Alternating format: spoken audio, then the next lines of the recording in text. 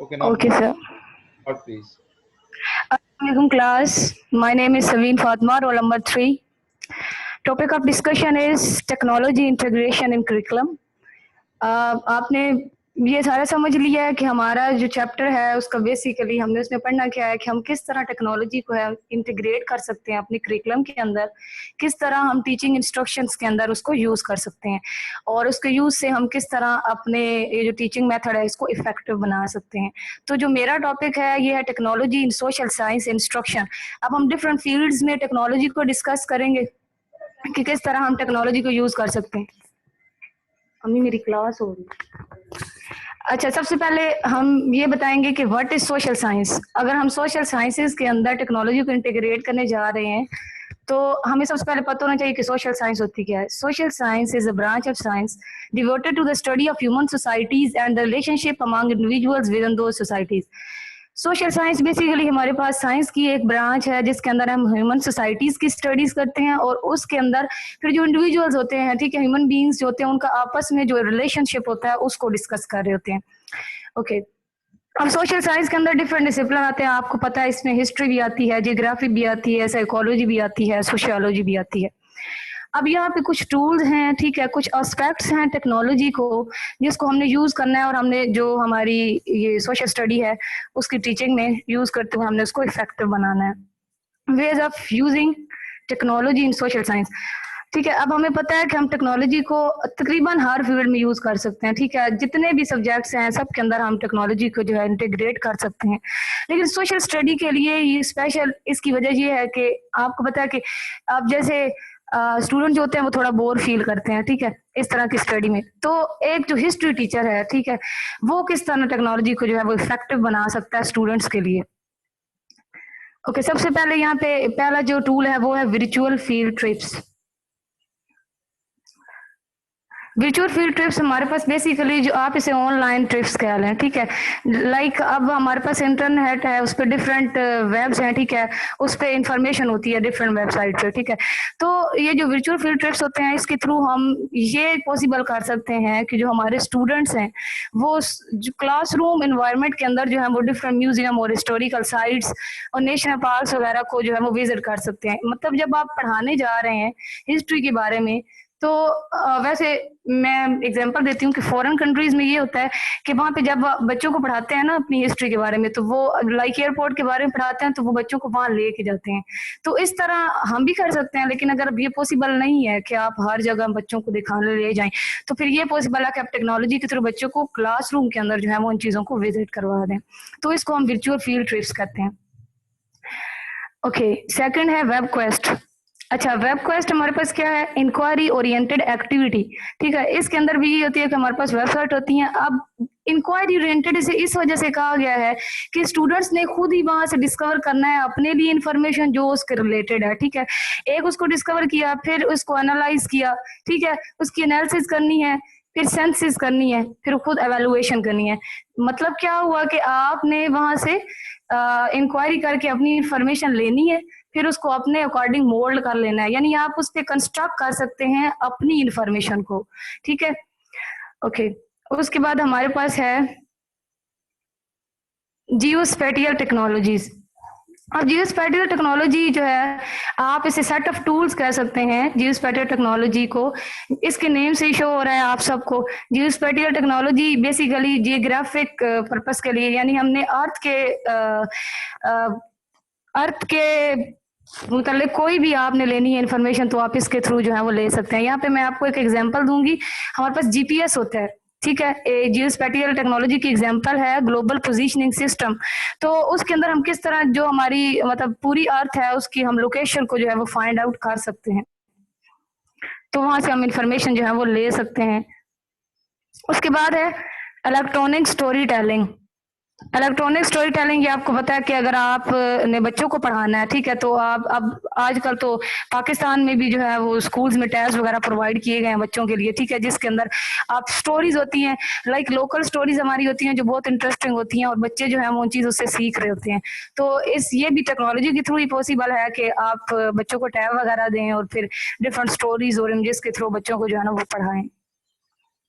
Okay, उसके बाद है डिजिटल कैमरास। डिजिटल कैमरास क्या क्या है कि आप बच्चों को प्रोवाइड करें, ठीक है, फिर आप बच्चों को कहें कि आप अपने वेंटेज पॉइंट से पार्टिसिपेट करें, ठीक है, आप मतलब इमेजेस लें और फिर उसको उसके ऊपर कंस्ट्रक्ट करें अपने नॉलेज को। उसके बाद है यूज ऑफ मल्टीमीडिया। मल्टीमीडिया के बारे में आप सबको पता है, ठीक है। मल्टीमीडिया बेसिकली हमारे पास इंफॉर्मेशन डिलीवरी सिस्टम है, ठीक है। अब देखिए आप मल्टीमीडिया के अंदर हमारे कितने फंक्शंस होते हैं। बेसिकली ये कॉम्बिनेशन है साउंड्स का, ग्राफिक्स का और इमेजेस, टेक्स्ट वगैरह सब कुछ इसके ऊपर आ रहा होता है। तो इसके थ्रू जो है वो हम बहुत ज्यादा इफेक्टिव बना सकते हैं अपनी स्टडी को। टीचर्स भी यूज कर सकते हैं इसको और स्टूडेंट्स भी यूज कर रहे होते हैं मल्टीमीडिया को। अच्छा, टेली कोलैबोरेशन। टेली कोलैबोरेशन का मतलब आप सबको पता है कि मिलजुल कर एक काम करना, ठीक है। तो ये जो टेली कोलैबोरेशन है इसका कंसेप्ट जो है हमने पढ़ा था साइकोलॉजी के अंदर वाइगोत्स्की थ्योरी को, ठीक है, फर्स्ट सेमेस्टर में। आप सबको पता है कि वाइगोत्स्की थ्योरी क्या कहती है कि जो स्टूडेंट्स होते हैं वो कहाँ से सीखते हैं, अपने पेयर से सीख रहे होते हैं सम टाइम, ठीक है, क्लास वालों से सीख रहे होते हैं। तो टेली कोलैबोरेशन का जो कंसेप्ट है वो भी उस थ्योरी से लिया गया है कि आप टेक्नोलॉजी के थ्रू ये पॉसिबल है कि आप डिफरेंट, अब इतनी बड़ी दुनिया, ठीक है, आप वहां से दुनिया के किसी भी कोने से जो स्टूडेंट्स को आपस में जो है वो कोलैबोरेट करके स्टडी कर सकते हैं, ठीक है। तो इसका ये पॉसिबल है तो टेक्नोलॉजी की वजह से है। और इसका फायदा क्या है कि डिफरेंट आइडियाज हमें मिलते हैं, ठीक है। और फिर स्टूडेंट्स को अपॉर्चुनिटी होती है कि वो अपने आइडियाज को शेयर करें, ठीक है, दूसरों का आइडियाज को सुने, वहां से नॉलेज गेन करें, ठीक है, और अपने कंसेप्ट को मजीद जो है वो बेहतर बनाएं। Okay, the next one is digital archives. Digital archive जो है आप इसे ऑल डिजिटल लाइब्रेरीज भी कह सकते हैं, ठीक है।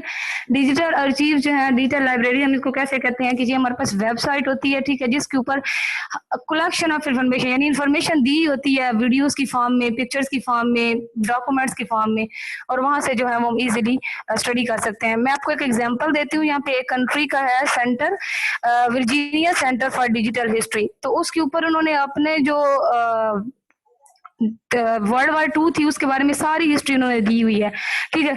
तो इस तरह अगर डिजिटल चीज जो है हम बनाएं तो उसके थ्रू हम इंफॉर्मेशन जो है वो शेयर कर सकते हैं क्लासरूम के अंदर भी, और अगर आप कोई भी प्रोजेक्ट वगैरह बनाने जा रहे हैं उसके थ्रू भी, वो सोशल साइंस के अकॉर्डिंग, उसके अकॉर्डिंग हो या जो भी हो।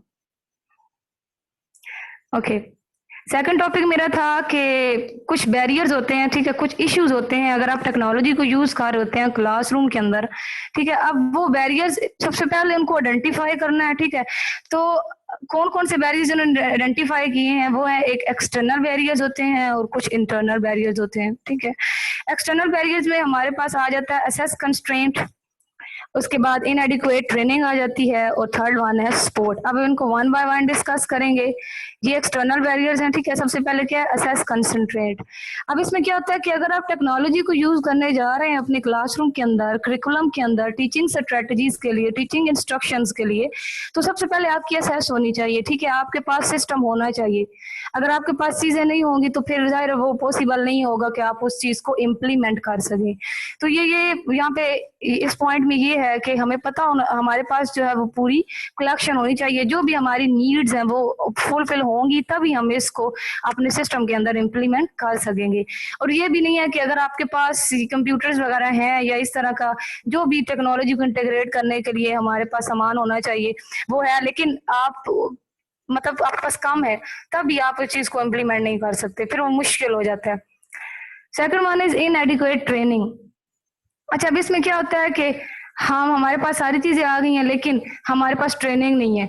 तो यहाँ पे पॉइंट ये है कि टीचर जो है वो अप टू डेट होना चाहिए। हमारा जो टीचर है, लाइक कोई भी नई चीज आ रही है, ठीक है, तो टीचर को ट्रेनिंग दी जाए, ठीक है, ताकि वो एक्सपर्ट हो जाए उन चीजों के अंदर, ठीक। क्योंकि सबसे पहले तो टीचर ने यूज करनी है ना टेक्नोलॉजी, अगर बच्चों को भी सिखानी है क्लासरूम के अंदर, तो इसकी इम्प्लीमेंटेशन के लिए टीचर्स की ट्रेनिंग जो है वो बहुत जरूरी है। उसके बाद स्पोर्ट में यही है कि टीचर जो है अगर आप उनको प्रोवाइड कर रहे हैं सिस्टम के साथ या आप टेक्नोलॉजी को इंटीग्रेट करने जा रहे हैं, तो फिर आप टीचर्स को पूरी जो है ना वो सपोर्ट दें कि वो उस चीज को यूटिलाइज कर सके आराम से, ठीक है। तो ये तीनों बैरियर जो है हम इनको एक्सटर्नल बैरियर्स कहते हैं।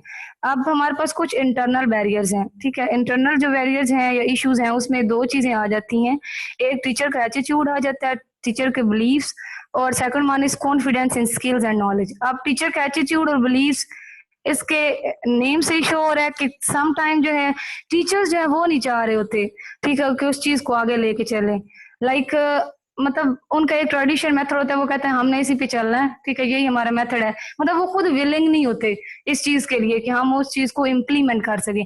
तो इस चीज को भी खत्म करना जो है वो जरूरी है, ठीक है, क्योंकि टीचर जो है वो ट्रेडिशनल मेथड पे उनका एक किस्म का वो होता है कि, लेकिन वो फिर क्या चाह रहे होते हैं कि हम उसी चीज को लेके चलते रहे, हमें मतलब वो चेंज एक्सेप्ट ही नहीं कर रहे होते। तो ये सिर्फ ये नहीं है कि आपके पास अगर कोई चीज की कमी है या आपके स्टूडेंट्स उस चीज को एक्सेप्ट नहीं कर सम टाइम ये भी हो सकता है कि टीचर्स भी जो है वो उस चीज के अंदर इन्वॉल्व हो सकते हैं। Okay, second one is confidence in skills and knowledge. अब दूसरा क्या है कि जाहिर है अब टीचर है, ठीक है, अब ये तो नहीं है कि कोई भी नई चीज है वो टीचर को पता हो, ठीक है, वो भी वक्त के साथ साथ जो है वो सीख रहे होते हैं, पढ़ रहे होते हैं। तो ये होता है कि हमारे पास जो टीचर है अगर आप उसको अवेलेबल कर रहे हैं तो उसको कॉन्फिडेंट होना चाहिए जब वो क्लास में जाए, ताकि वो उसको अच्छे से यूज कर सके। उसके पास नॉलेज होना चाहिए उस चीज का, ताकि वो वहां जाके स्टूडेंट्स को अच्छे से समझा सके। तो ये भी एक प्रॉब्लम सम टाइम आ रहा होता है कि टीचर्स के पास इतनी स्किल्स नहीं होती है, नॉलेज नहीं होता। तो इस चीज को भी ओवरकम किया जाए अगर आपने टेक्नोलॉजी को इंटीग्रेट करना है अपने करिकुलम के अंदर। This was all about. Any question class? Yes, class. If you have any question, please. Sabin ji Sabin, आपने बात की थी लर्निंग की टेक्नोलॉजी के थ्रू, तो एक टॉपिक यहाँ पे पॉइंट था वेब क्विज। इसके थ्रू स्टूडेंट लर्न जी करते हैं, खुद से इंफॉर्मेशन गेन करते हैं, एवेलुएट कर रहे होते हैं। तो जी ऑथेंटिसिटी ऑफ इंफॉर्मेशन ये कौन डिसाइड करता है? जी तो वो इंफॉर्मेशन जो स्टूडेंट गेन कर रहे हैं, खुद ही एवेलुएट कर रहे हैं, तो ऑथेंटिसिटी कौन डिसाइड करेगा यहाँ पे? अब देखिए डिफरेंट वेबसाइट्स होती हैं, ठीक है, वहाँ पे डाटा अवेलेबल होता है। अगर आप उस चीज को वहां से डाटा ले रहे हैं, ठीक है, स्टूडेंट्स उस चीज को ले रहे हैं, तो फिर वो अपने पेयर के साथ भी उसको डिस्कस कर सकता है, अपने टीचर के साथ भी डिस्कस कर सकता है। तो वहां से वो उसको पता चल सकता है कि क्या चीज है वो, क्या कंसेप्ट ठीक है। क्योंकि हम क्लासरूम के अंदर इस एक्टिविटी को लेके चल रहे होते हैं, तो टीचर तो है हमारे पास जो हमें इंस्ट्रक्ट कर रहा है, ठीक है। ठीक है, बस टीचर कोलैबोरेशन है इसमें।